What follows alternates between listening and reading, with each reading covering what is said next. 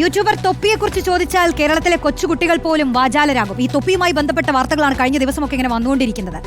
രാസലഹരി കേസിൽ യൂട്യൂബർ തൊപ്പി എന്ന നിഹാദിന്റെ മുൻകൂർ ജാമ്യാപേക്ഷ തീർപ്പാക്കി. കേസിൽ നിലവിൽ നിഹാദ് പ്രതിയല്ലെന്ന് പാലാരിവട്ടം പോലീസ് അറിയിച്ചു.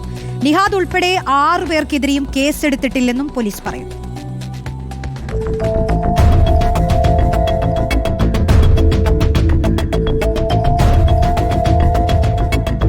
പോലീസ് റിപ്പോർട്ടിന്റെ അടിസ്ഥാനത്തിലാണ് യൂട്യൂബർ തൊപ്പിയുടെ മുൻകൂർ ജാമ്യാപേക്ഷ തീർപ്പാക്കിയത്. എറണാകുളം പ്രിൻസിപ്പൽ സെഷൻസ് കോടതിയുടേതാണ് നടപടി. താമസ സ്ഥലത്തുനിന്ന് രാസലഹരി പിടിച്ചെടുത്തതിന് പിന്നാലെ യൂട്യൂബർ തൊപ്പി എന്ന നിഹാദ് ഒളിവിലായിരുന്നു. പോലീസ് കേസെടുത്തതിന് പിന്നാലെയാണ് നിഹാദ് ഒളിവിൽ പോയത്.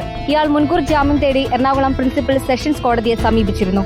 മുഹമ്മദ് നിഹാദും തൊപ്പിയുടെയും മറ്റ് 6 പേരുടെയും ജാമ്യാപേക്ഷ പ്രിൻസിപ്പൽ സെഷൻസ് കോടതി പരിഗണിച്ചു. എന്നിട്ട് ഇന്ന് പോലീസ് മുമ്പ് ഒരു അറസ്റ്റിന്റെ ത്രെട്ട് ഉണ്ടായിരുന്നെങ്കിലും ഇന്ന് റിപ്പോർട്ട് നൽകി, അതായത് നിലവിൽ പ്രതികളല്ല എന്ന് പറഞ്ഞു. അതുകൊണ്ട് തന്നെ അത് പരിഗണിച്ച് അത് വെച്ച് ക്ലോസ് ചെയ്തു ബെയിൽ ആപ്ലിക്കേഷൻ നിലവിൽ. നിഹാദിനൊപ്പം സുഹൃത്തുക്കളായ 3 യുവതികളും മുൻകൂർ ജാമ്യം തേടിയിരുന്നു. ലഹരിക്കേസിൽ തൊപ്പിയുടെ ഡ്രൈവർ പോലീസിന്റെ പിടിയിലാതിനു പിന്നാലെയാണ് മുൻകൂർ ജാമ്യാപേക്ഷയുമായി തൊപ്പി കോടതിയെ സമീപിച്ചത്. ഈ മാസം 15-ന് തമ്മനത്തെ അപ്പാർട്ട്മെന്റിൽ നിന്ന് രാസലഹരിയുമായി 2 യുവാക്കളെ പോലീസ് പിടികൂടിയിരുന്നു. പിന്നീട് ഈ കേസിൽ തൊപ്പിയുടെ ഡ്രൈവർ ജാബിറും അറസ്റ്റിലായി. ഇതോടെയാണ് തൊപ്പി മുൻകൂർ ജാമ്യാപേക്ഷയുമായി കോടതിയിലെത്തിയത്.